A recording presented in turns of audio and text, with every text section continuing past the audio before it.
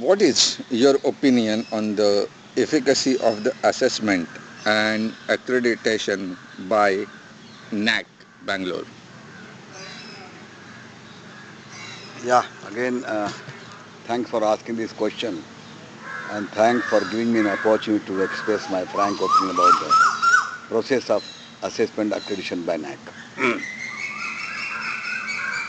I am, as a part of NAC team, uh, I can say collegium of NAC for last 7 to 8 years. I visited universities and I visited colleges, number of types of colleges, and I feel I had a lot of inhibitions about what happening in NAC about it. Now, this is a assessment of NAC does or NAC on their own through the team. They do assessment of they do assessment and accreditation of institutional quality. My small doubt was there. The people who earlier the peer team used to go. My assessment was there. Was the member of this peer team competent to do assessment? This was my first question. That time also, 6, 7 years back, I raised the question. One day training, that too induction training given by the NAC to these people are not sufficient. I am not denying. They are a professor, they are a qualified professor, they are a competent professor, they are a good teacher. I got respect their competency.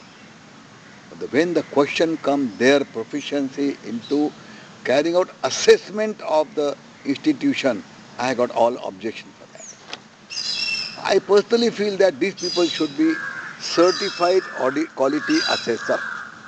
This is a new nomenclature I am trying to introduce in India.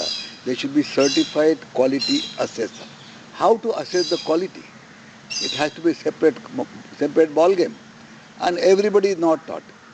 You cannot say he is the best professor, he is the best teacher, so he can be good assessor. No, I don't agree with this thought. Secondly, I raise objection in writing with the NAC. Today, India is divided into two basic parts. Very, everybody knows about it. 80% India is in rural area. Only 20% is in urban area. My objection was the complete format of assessment accreditation by NAC is simple, is single. Whether the college is in rural area or college is in urban area. I elaborated that.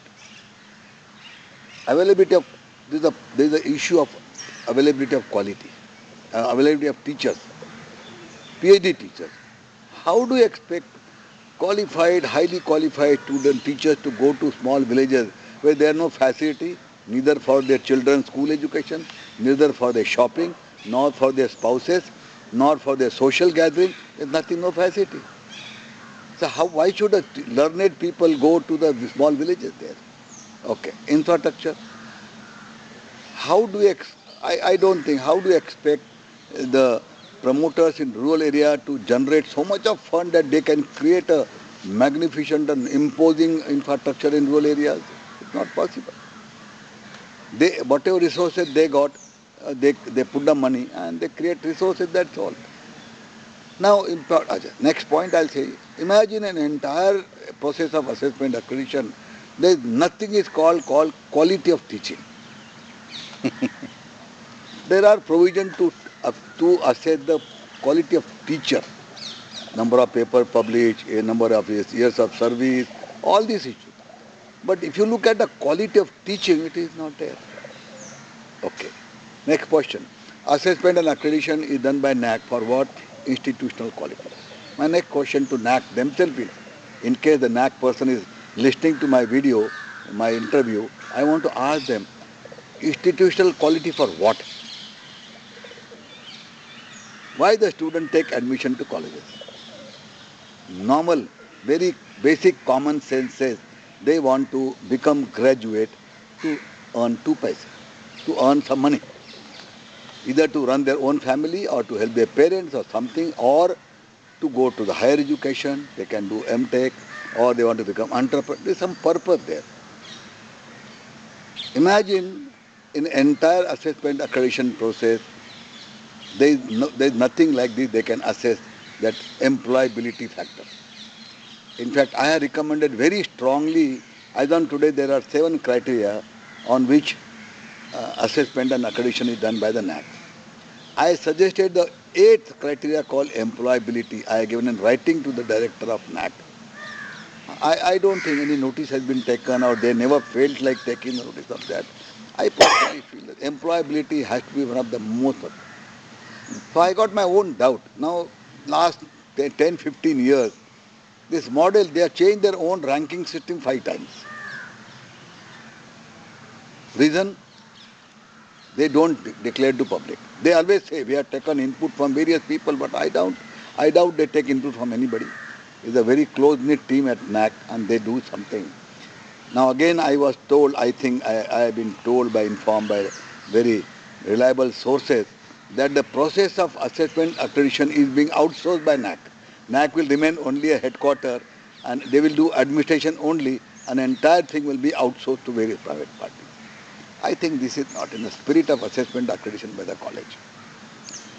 Now recently they have made certain changes into the system of assessment accreditation, and I don't know to what extent it will be successful. Now NAAC want to remain NAAC. They should be user friendly. I think they should be user friendly now. Now, first part, SSR has to be loaded electronically, digital. So there is no personal touch. Student satisfaction survey is conducted by NAAC on the basis of information given by the college. There is no personal touch. Thirdly, peer team, the 3 people who are invited by the NAAC and they go to the institution on the ground for 1.5 days or 2 days, they prepare the report. This report also has to be scanned and sent to NAAC, same day scanned. Again, there is no personal touch. So what is happening now? The people who are trying to conduct assessment accreditation, there is no personal touch. There is no touch between institution and NAAC. Secondly, most important, I don't think NAAC has taken over the responsibility or accountability of improving the quality in any institution. They only do assessment accreditation, they give a grading, and that's the end of it. By giving 5, 6, 7, 10 points into the report by the peer team does not mean they are going to improvement. And secondly, once the assessment accreditation process is over for next 5 years, there is no touch between NAAC and college. There is no review system. What they recommended, let's say 10 points they recommended, there is no review system in NAAC that they should come and review after 2, 3 years what happened to those 10 points. No. The system is over. Once the grading is granted, certificate is issued, the connection is broken. I don't think. So this is not a way I personally feel. Instead of that, I think we should go back to or copy the Western countries where there is no NAAC involved. There is no NAAC in Western countries. They believe on self-certification. There is a body there who devise the parameters. You meet the parameter, you certify yourself, you are fit to become A grade, B grade. I don't think Indian NAAC has got any purpose. Secondly, NAAC is not open for any suggestion. Very bad. They are not open for any suggestion. They don't welcome it. A number of times I volunteered to conduct presentation there. Yes, I am giving my own experience. They don't welcome it. So I think I still got my doubt about efficacy of the system of assessment by NAAC as on today. I think it requires a total overall. Maybe people, there are more people should be, and I think there should be involvement of more people from rural India. What sort of a model NAAC should follow? This is what.